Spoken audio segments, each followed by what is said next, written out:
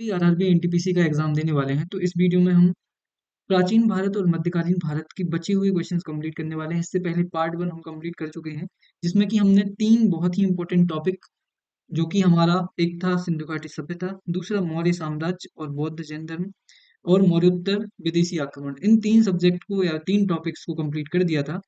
आज की इस वीडियो में हम गुप्त एम्पायर, पोस्ट गुप्ता और मेडिवल, जो मध्यकालीन भारत है, इसके पूरे क्वेश्चन, बचे हुए क्वेश्चन जो रेलवे एनटीपीसी में पूछे गए थे 2025 में, वो सारी कंप्लीट करने वाले हैं। तो अगर आप इस चैनल पर नए हैं और पहली बार इस वीडियो को देख रहे हैं, तो सबसे पहले सब्सक्राइब कर लीजिए इस चैनल को, क्योंकि यहाँ पर बहुत सारी काम की चीजें आपको मिलने वाली है। इसके बाद हम यहाँ पर आधुनिक भारत के सबसे ज्यादा क्वेश्चन जो एनटीपीसी में पूछे गए थे, उनको यहाँ पर हम कंप्लीट करेंगे। और ऐसे क्वेश्चंस भी इस एग्जाम में हुए थे या फिर थे, जो कि जनरली करना आसान नहीं होता है, थोड़ा सा टफ होता है। तो उन क्वेश्चन को भी हम क्वेश्चन और आंसर केवल इस फॉर्मेट में करने वाले हैं। इसका मतलब यहाँ पर आपको एक क्वेश्चन रहेगा, उसका सीधा सीधा आपको आंसर पढ़ना है बस। तो चलिए बिना कोई देरी किए चलते हैं हम अपने पहले क्वेश्चन पर आज के, और जो हमारा फोर्थ टॉपिक है उस पे चलते हैं हम। कहाँ गया ये? तो गुप्ता एम्पायर हम कंप्लीट करने वाले हैं। पहला क्वेश्चन था हमारा, शक राजा को हराने के बाद चंद्रगुप्त द्वितीय ने किससे विवाह किया? तो कुबेर नागा से इन्होंने विवाह किया था चंद्रगुप्त द्वितीय ने। तो ये चीज आपको याद रखनी है। तीरा भुक्ति तीर भुक्ति या फिर जो गुप्त अभिलेखों में वर्णित तीर भुक्ति वर्तमान समय में किसके अनुरूप है? या फिर ये बोलना चाह रहे हैं कि तीर भुक्ति किसका पुराना नाम है? तो बिहार का पुराना नाम तीर भुक्ति है। तो ये चीज हमें आज के टाइम पे कहीं पढ़ने मिलती है? नहीं मिलती है। अगर आपके एग्जाम में ऑलरेडी एनटीपीसी में पूछा गया है, तो फिर से यहाँ से क्वेश्चन रिपीट हो सकता है। तो बहुत ही फास्ट मोड में आपको ये टॉपिक्स, ये क्वेश्चंस कंप्लीट करने हैं, जिससे आप कम टाइम में ज्यादा से ज्यादा चीजें दिमाग में रख सकें। अगला क्वेश्चन है, गुप्त साम्राज्य की शासनकाल के दौरान प्रांतों में न्यायिक मामलों को कौन देखता था? मामलों को या फिर जुडिशियल मैटर्स को कौन देखता था? ऊपरिक महाराज। कौन देखता था? ऊपरिक महाराज। तो ऊपरिक भी बोलते हैं इसको, कई बार ऊपरिक महाराज भी बोलते हैं। तो इसका क्या काम था? न्यायिक व्यवस्था को बनाए रखना। कायस्थ समुदाय का मुखिया कौन था? ये किस काल की बात हो रही है? गुप्त काल की। गुप्त काल में एक ऐसा वर्ग था जिसको बोलते थे कायस्थ। ये निम्न श्रेणी के, समाज में निम्न कोटि के लोगों को तथा कथित, मतलब उस टाइम पे माना जाता था कि कायस्थ जो समाज के लोग होते थे या फिर कायस्थ होते थे, उनकी तरफ लोग देखना भी पसंद नहीं करते थे, जो उच्च श्रेणी के लोग थे। तो ये वही थे, और उनके जो मुखिया होते थे उनको प्रथम कायस्थ कहा जाता था। पहला कायस्थ या फिर प्रथम कायस्थ कहा जाता था। Who was the son and successor of Chandragupta द्वितीय? तो चंद्रगुप्त द्वितीय का पुत्र और उत्तराधिकारी कौन था? तो ये तो कुमारगुप्त प्रथम। बहुत ही इंपॉर्टेंट व्यक्ति हैं ये, इनके बारे में थोड़ी एक्स्ट्रा चीजें आपको पता करनी है। इन्होंने कौन कौन से विहारों की स्थापना की थी, वो सब चीजें आपकी पढ़ाई का हिस्सा है, आपको वो चीजें पढ़नी है। रामगुप्त की विधवा का क्या नाम था, जिससे शक राजा को हराने के बाद चंद्रगुप्त द्वितीय ने विवाह किया? तो यहाँ पर ध्रुव देवी दिया हुआ है। इससे ठीक पहले जो क्वेश्चन पूछा गया था, वहां पर कुबेर नागा दिया हुआ था। ठीक है, तो आपको दोनों चीजें याद रखनी है कि कुबेर नागा से भी आ सकता है ऑप्शन में, और तो कहीं पर ध्रुव देवी भी आ सकता है। तो यही क्वेश्चन है ना, सेम क्वेश्चन है। चंद्रगुप्त द्वितीय ने शक राजा को हराने के बाद किससे विवाह किया? तो यहाँ पर कुमार नागा दिया हुआ है, कुबेर नागा। और इस वाले क्वेश्चन में क्या दिया हुआ है? ध्रुव देवी। तो आपको दोनों नाम याद रखने हैं, जो भी ऑप्शन में आ जाए वही लगाना है आपको, ध्रुव देवी या फिर कुबेर नागा। समझ में आ रहा है? ठीक है। गुप्त साम्राज्य में चाट और भाट शब्द का उपयोग किसके लिए किया जाता था? तो नियमित और अनियमित सैनिकों के लिए चाट और भाट शब्द का प्रयोग किया जाता था। गुप्त अभिलेखों में तालाबों के लिए किस शब्द का प्रयोग होता था? तो यहाँ पर तड़ाग, तड़ागा। ये तो हमने संस्कृत में भी पढ़ा है ना।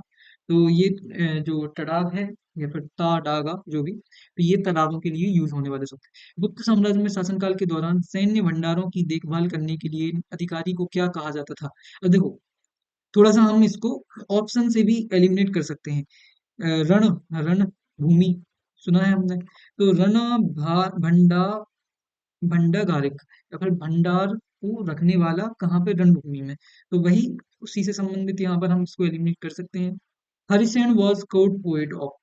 हरिसेन जो था वो किसका दरबारी कवि था? समुद्रगुप्त का। इनके बारे में एक्स्ट्रा चीजें आपको पता होनी चाहिए। जो हरिसेन थे, इन्होंने प्रयाग प्रशस्ति लिखा था। क्या लिखा था? प्रयाग प्रशस्ति। बहुत इंपॉर्टेंट क्वेश्चन है ये। प्रयाग प्रशस्ति।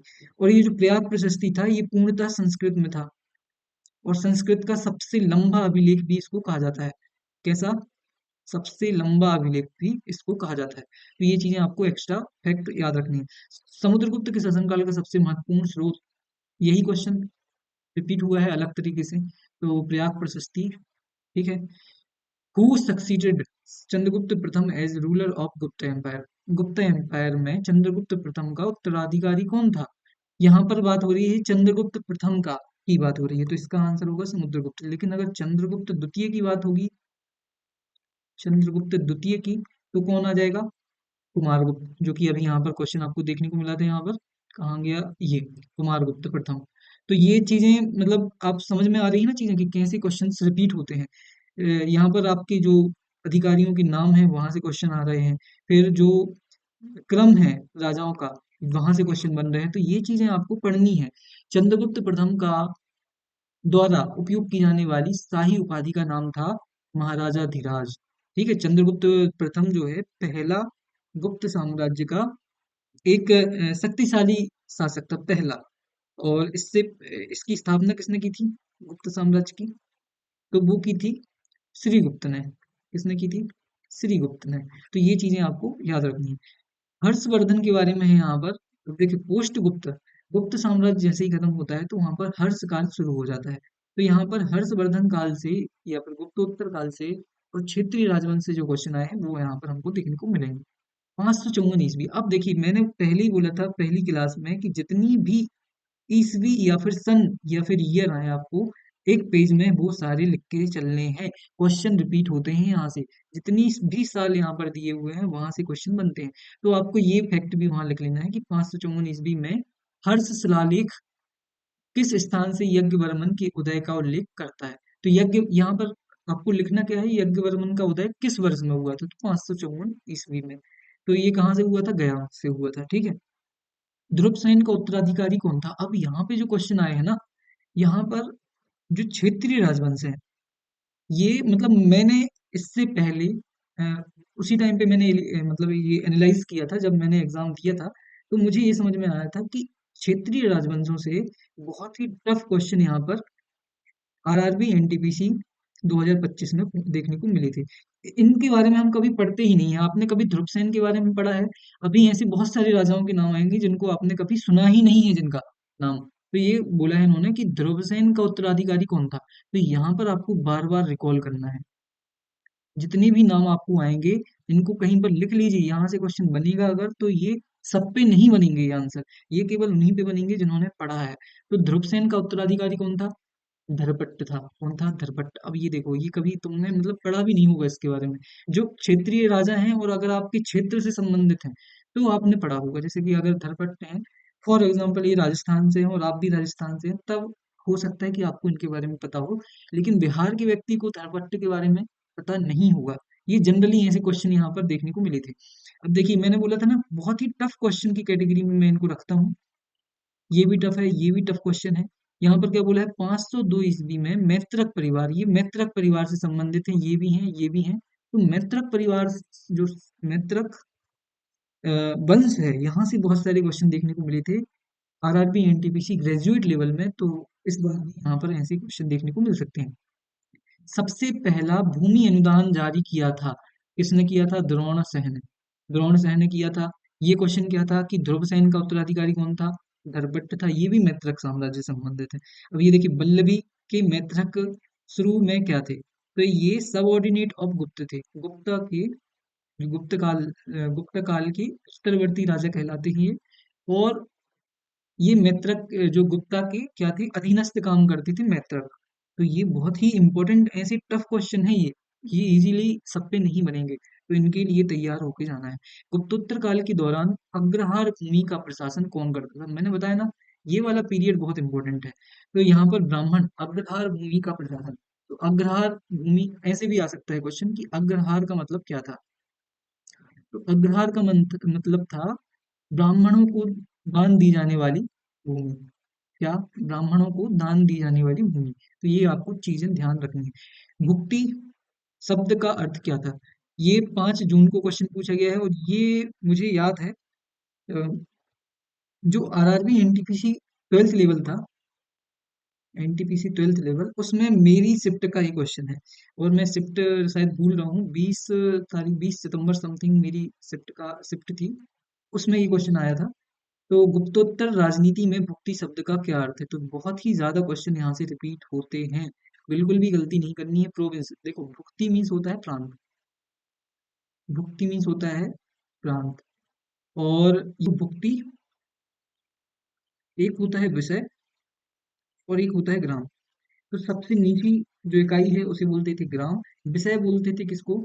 जिले को, और भुक्ति बोलते थे प्रांत या फिर राज्य को। तो ये चीजें आपको ध्यान रखनी है। पुष्यभूति वंश का पहला उल्लेखनीय राजा माना जाता है, तो प्रभाकर वर्धन को माना जाता है। ये हर्षवर्धन का, अ, हर्षवर्धन के शायद भाई थे, हाँ भाई थे, है ना?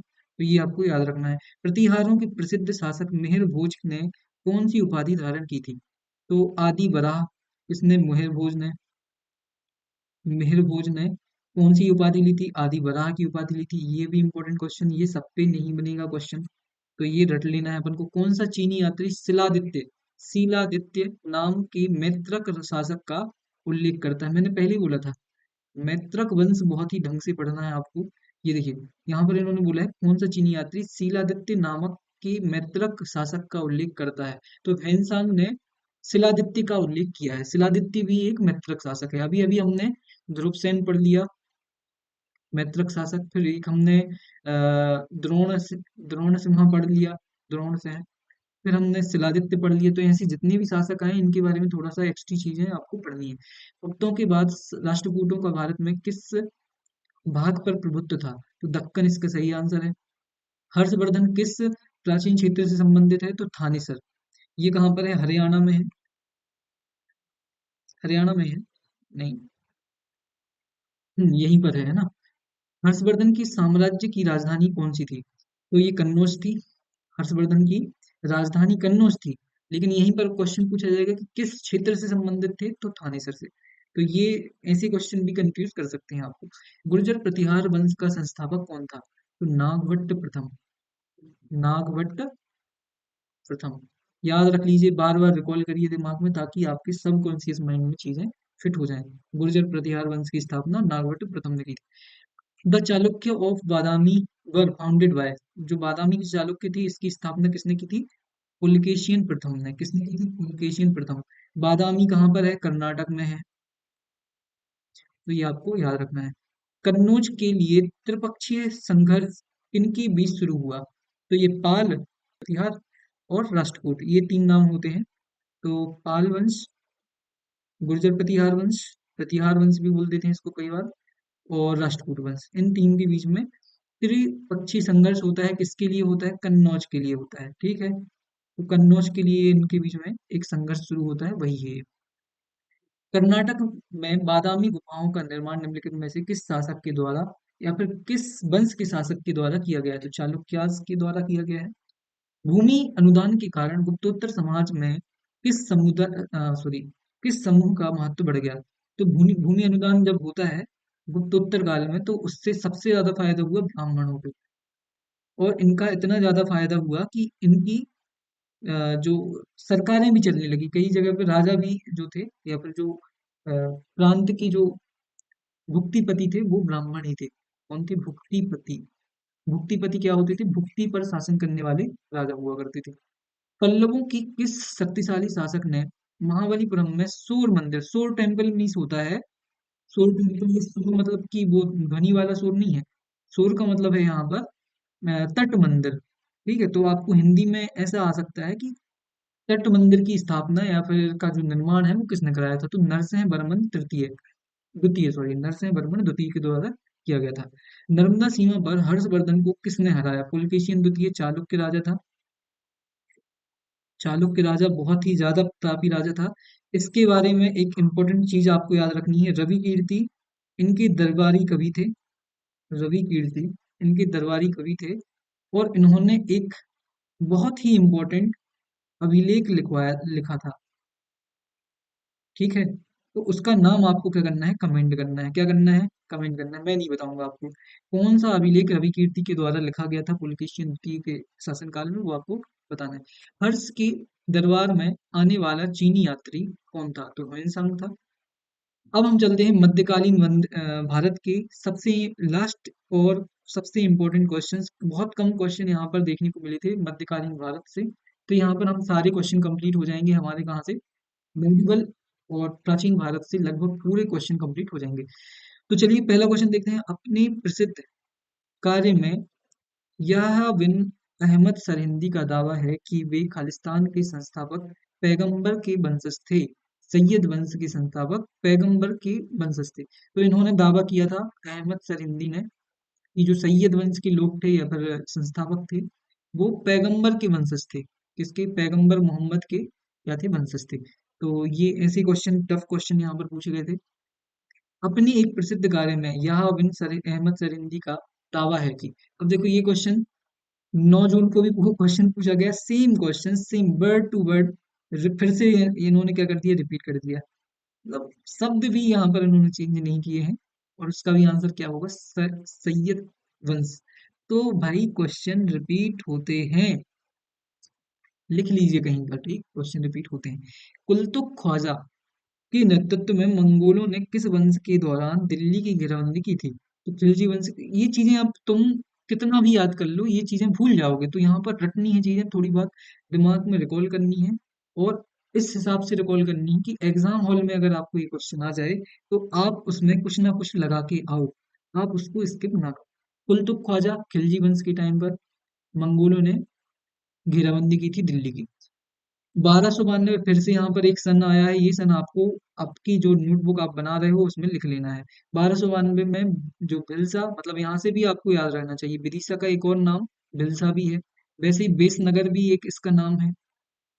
विदिशा को दो तीन नामों से इतिहास में जाना गया है, जिसमें कि भिल्सा, विदिशा, बेसनगर, बहुत सारे नाम हैं। के अभियान में दिल्ली सल्तनत का कौन सा शासक जुड़ा?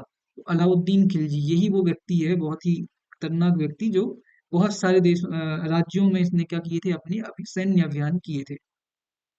ठीक है, सैन्य अभियान किए थे। तो 1292 में ये कहाँ पर गया था? भिल्सा या फिर विदिशा गया था। दिल्ली सल्तनत का कौन सा शासक 1292? भाई ये देखो, ये क्वेश्चन कब आया था? 16 जून को पूछा गया था। ये मेरी शिफ्ट है, 16 नहीं, हाँ 16 जून मेरी शिफ्ट थी। और यही क्वेश्चन, सेम क्वेश्चन रिपीट होता है एक दिन बाद, अगले दिन। तो उसमें क्या पूछा गया? दिल्ली सल्तनत का कौन सा शासक, वही क्वेश्चन पूछा गया है, और Alauddin Khilji answer. Question repeat होते हैं, लिख लो कहीं पर। टॉप तोप खाना, अब ये देखिए टॉप लिखा है। तोप खाना निम्नलिखित में से किसकी सैन्य तोपखाने शाखा को दिया गया सामान्य नाम था? तो मुगल। तो मुगल वंश से संबंधित है तोपखाना। और आप सभी को पता होना चाहिए, बाबर जो है, बाबर जो है, यह पहला मुगल शासक था जिसने भारत में तोप से युद्ध लड़ा था। ठीक है, और उस शैली को तुगलका, तुगलका शैली, अगर मैं सही हूँ, ऐसे ही कुछ बोलते हैं ना, तो वो उसका नाम याद रखना है आपको। अजमेर में 2.5 दिन का झोपड़ा गुलाम वंश से संबंधित है। कृषि विकास के लिए मोहम्मद तुगलक द्वारा खोले गए नए विभाग का नाम क्या था? दीवान ए कोही। तुगलक वंश के द्वारा दीवान ए कोही विभाग की स्थापना की गई। कितना इंपॉर्टेंट क्वेश्चन है ये, बताओ भाई।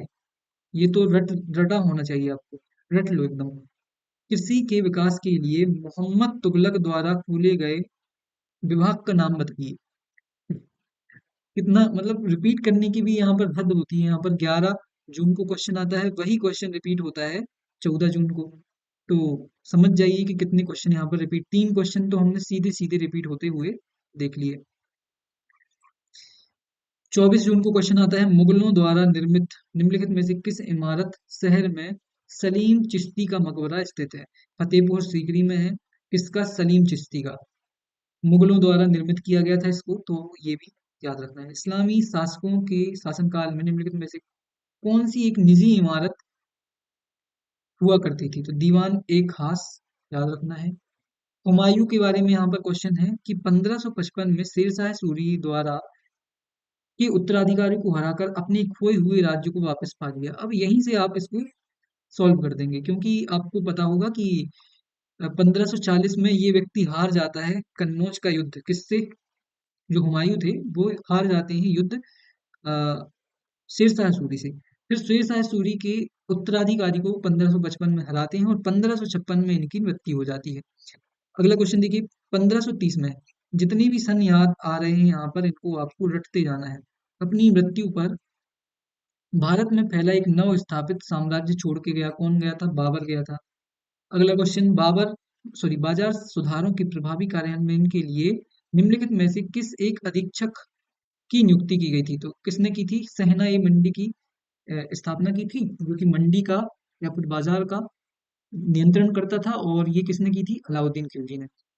15वां और आखिरी क्वेश्चन, निम्नलिखित में से किस वास्तुकला का निर्माण औरंगजेब द्वारा किया गया था? बीबी का मकबरा। क्या था? औरंगजेब के द्वारा बीबी का मकबरा। बहुत ही इंपॉर्टेंट मकबरा है, क्वेश्चन आया है 17 जून को। इसी के साथ हमने लगभग 104, लगभग नहीं पूरे 104 क्वेश्चंस जितने भी हमने एंशियंट इंडिया और मेडिवल इंडिया से पूछे गए थे वो सारे कंप्लीट कर लिए हैं। इसके बाद आपके लिए एक बहुत ही ज्यादा इंपॉर्टेंट वीडियो आने वाली है, जिसमें कि हम मॉडर्न हिस्ट्री से पूरे क्वेश्चन कंप्लीट करने वाले हैं। बहुत सारे क्वेश्चन मॉडर्न हिस्ट्री से पूछे गए थे, तो बिल्कुल भी आपको गलती नहीं करनी है। एग्जाम के पहले तक एक बार इस वीडियो को जरूर देखना है, अपने दोस्तों भाइयों बहनों से शेयर करना है, ताकि उनके लिए भी यहाँ से बहुत सारा फायदा हो सके। तो बस ऐसे ही जुड़े रहिए हमारे साथ पूरा कागज पर, हम ऐसे वीडियोस आपके लिए लेकर आते रहेंगे। तो मिलते हैं अगली वीडियो में, पढ़ते रहिए, ध्यान रखना, थैंक यू सो मच, धन्यवाद। और जुड़े रहिए कोरा कागज यूपीएससी पर, आपको यहाँ पर बहुत सारा मजा आने वाला है। मिलते हैं अगली वीडियो में, धन्यवाद।